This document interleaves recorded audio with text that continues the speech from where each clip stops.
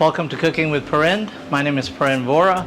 I'm the owner of Gonzalez Bistro, Restaurant Jezebel, and Lockhart Bistro. What we're going to do today is kind of interesting. We're going to make steak tartare. We're going to do that's raw beef. Sometimes people ask if it's cooked or not. It's not at all. It's not like ceviche where it cooks the meat. It's actually raw. Originally, it was credited to the Tartars of Russia who would eat raw horse meat on horseback. But it's a great appetizer, classic French. You know, kind of elevated the dish by adding some other ingredients besides just the raw meat. And we're gonna do it actually Asian style. We're gonna add some hot pepper, a little bit of ponzu, pickled carrots that we made, and then it's gonna be topped with crispy parsnips. Parsnips are those white carrots you see in the grocery store and don't know what they are. So let's get started.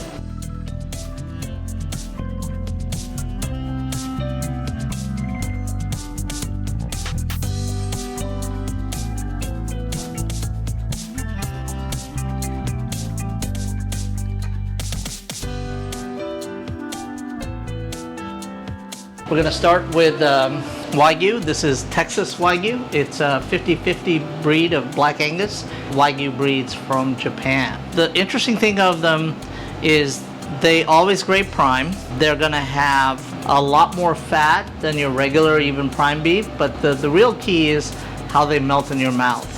And that's really the key to good product that you're buying, is that the Wagyu is very, very silky, and the texture of it is really important. Okay, to that we're going to add a little bit of hot peppers. You can use serranos, bird's eye, anything that you want to handle. Habanero, you know, hell, if you want to light it up, light it up. We also going to use a little bit of pickled ginger. We're going to garnish with a little wasabi, but you know, that's a little gilding the lily that we do at the restaurant. And I'm just going to use onions instead of shallots because I want that little bit of a bite with this dish. And we're going to top it with raw egg yolk. Normally filet is a lot leaner. Even though this one is high fat, it's still less than like a ribeye. So we want to give the richness with the egg yolk. And the yolk is actually the safest part of the egg because it's the most removed from the shell, and the shell is what carries, you know, bacteria, so that's the issue. So anyway, this is what we're gonna do, so let's get started. First we're gonna do is we're gonna process the parsnips. Now the parsnips, like I said, they look like white carrots. We're gonna peel them and then use this is a Japanese mandolin. It's just something so it's we can slice it real thin. Once that's done, we're just gonna add all the garnishes. We're gonna season it with just sea salt, taste it, see where we are. At that point, we're gonna plate it and top it with the raw egg yolk. So first thing I'm gonna do is we're gonna peel the parsnip. Whenever you're peeling, it depends on what you're gonna do with it. The peel does contain a lot of flavor, but in this case we want something a little more elegant, so we don't want to have the skin on the parsnip. If it was something a little more rustic, I would go ahead and not peel it, depending on what you're going to do. Alright, I'm going to go ahead and turn on our stove, and that's going to get that oil going. We want it around 375, 400, so we can fry. Alright. And whenever you're using a mandolin, you want to always be aware of where your fingers are. And it's very important. Whenever you're laying it on the mandolin, you want to kind of keep your fingers pointed up, and that's really important so you don't put part of the finger in the dish, because that's not what the recipe says. Alright, so we're just going to do a little bit here. We don't need a whole lot.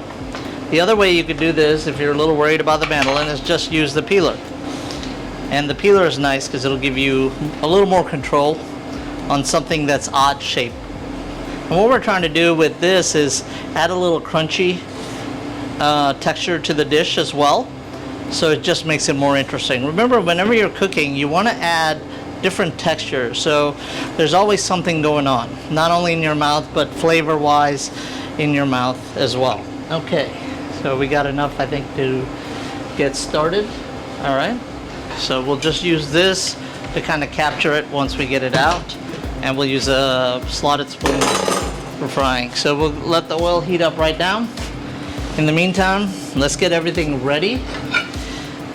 And you notice when I'm cooking, I also put, once I'm done with something, I put it on a plate or in a container, so then we maintain our board so it's clean. All right, so now I'm gonna cut the pepper. So I don't want a big bite of pepper in this because it'll kind of overwhelm the dish. So we want little pieces of the hot pepper. And we're gonna keep the seeds, the vein in there. That's what gives, it has the capsicum, so that's what actually, the oils that produce the heat. Okay, and then they actually travel through the fat, so with the Wagyu it'll be perfect. All right, so I cut the pepper lengthwise, but not all the way through, so it gives us 4 sections, so the size is right. And all right, that should be enough. Again, we'll put that in our plate. And then the other thing that we always want to do is have a rag or a towel that we're going to put in a bleach solution. It's just 1 capful per roughly a gallon, and that gives us the right hypochlorite solution for sanitizing. All right, we're going to add a little bit of garlic in this dish as well. Not a whole lot, but remember, like in the Goodfellas, where you're slicing it really thin, and that's what's really important, because that doesn't make the garlic too small, but it's really nice. And I think I'm gonna do garlic chips, so we'll fry that in the oil as well.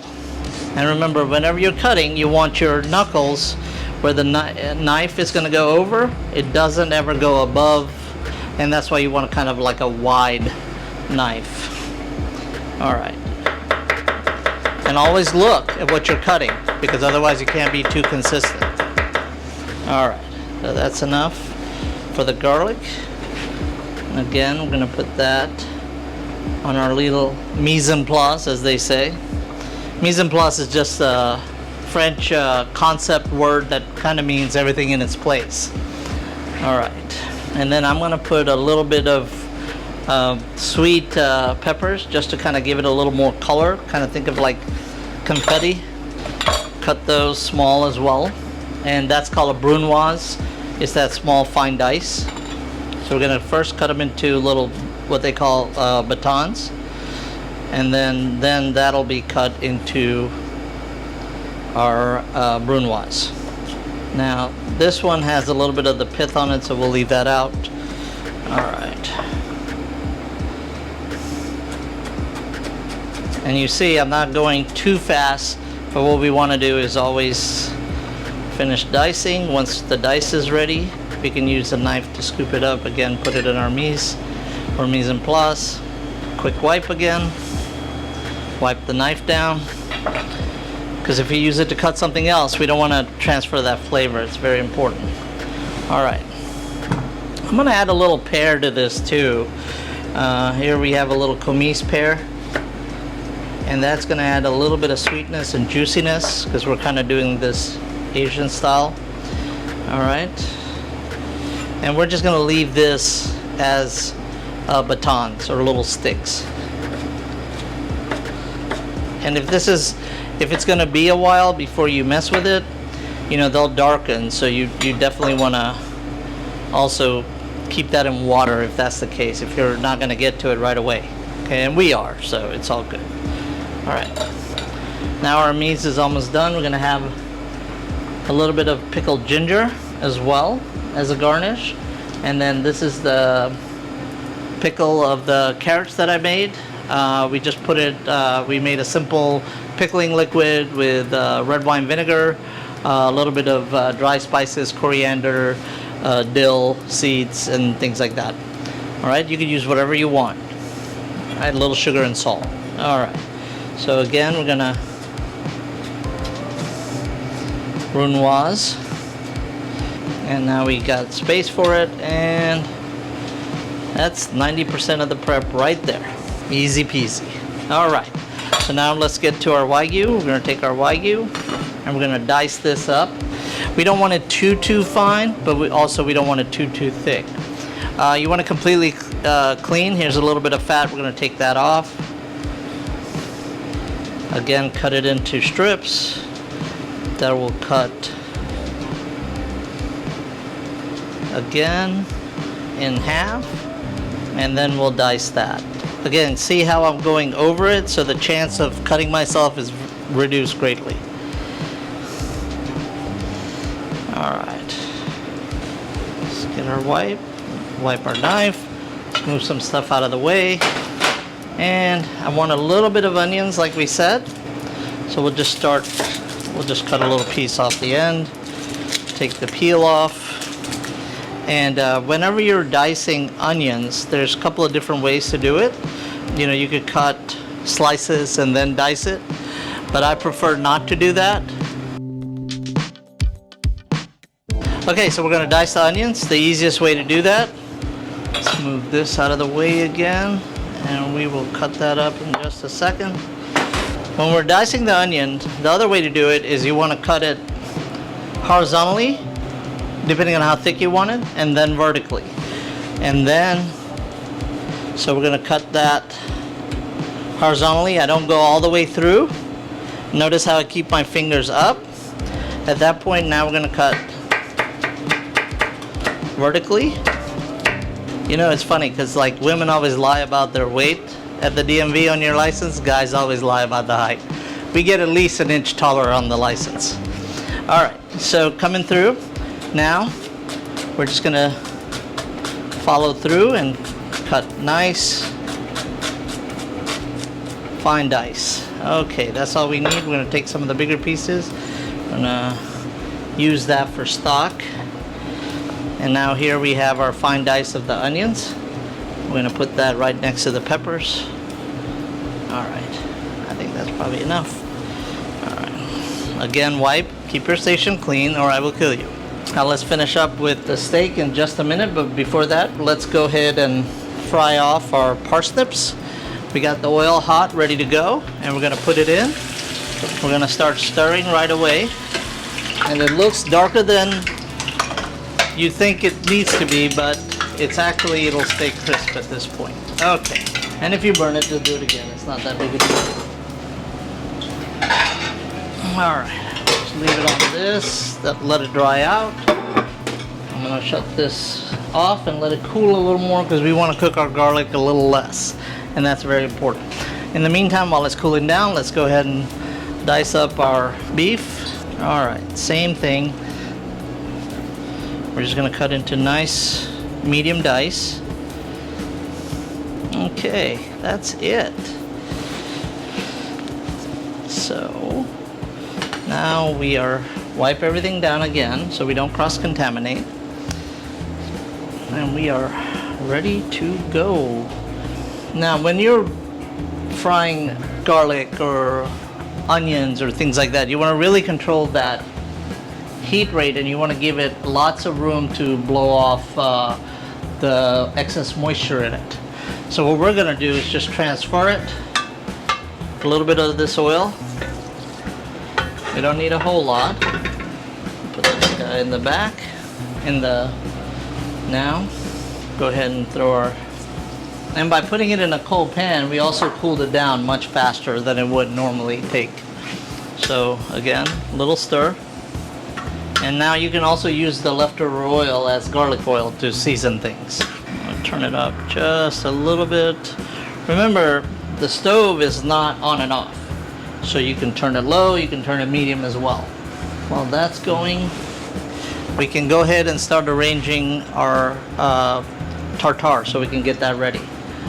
So, let's take a little bowl.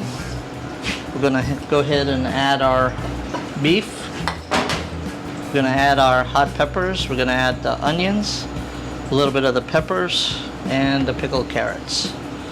All right. At this point, we're gonna add our Add a little bit of the sea salt. Add a little Dijon mustard, and all chefs are superstitious. But, all right, we are almost ready to go. We're looking at our garlic. What we're looking for is a light, like a medium tan to a light brown. We're pretty close to that. So at that point, we're gonna go ahead and shut this off. See how it's coming out nicely? So that's what we want. Let's go ahead and put that on a plate. And set that aside. We are done. All right, and we're ready to actually plate. What I'm gonna do now is I'm gonna julienne, or cut into little strips, the pickled ginger. Just so it's not a big chunk of pickled ginger that you're gonna bite. All right, ready to plate. So we have our plate down. Let's go ahead and put a little bit of the pears. It's a little piece, not use that. And let's just move this guy to the other side. All right, perfect. All right, at that point, we're gonna put a little ponzu, which is a soy that has a little bit of citrus in it. There you go. And we want to season everything, so it's gonna get just a touch of salt. All right. Now we're gonna mix up our steak tartare mix. And I like to do it by hand. You can use a spoon. The reason I like to do it by hand is because I can feel that texture and make sure that mustard, everything is put in. We're gonna add just a touch of the ponzu.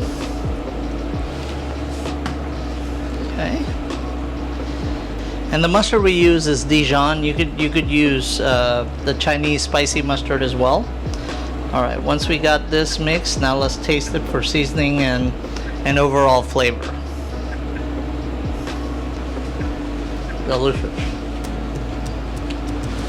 Kind of create a little shape. I'm gonna put a little dimple on the top for the egg yolk. Come over and just put it just like that. I'm gonna put our hands in the bleach solution to get those clean. Wipe it out with the bleach rag. Just kind of create a little nest above. I'm gonna take one of our farm eggs and we're gonna separate it. To separate it, I just use my hand. One of the big thing is don't crack it on the edge because you'll get more shell into the dish. Instead, crack it flat. And then I just use my hands. And then what we want to do is just kind of let the white slip through our fingers. Just kind of back and forth. This little part that's stuck is called the chalice. And in case you're on Jeopardy. And then we're just going to kind of take that out. All right. And there we go. Serve that with a little bit of caper berries on the side. Here's our crispy garlic. I'm going to add just a touch of salt to it.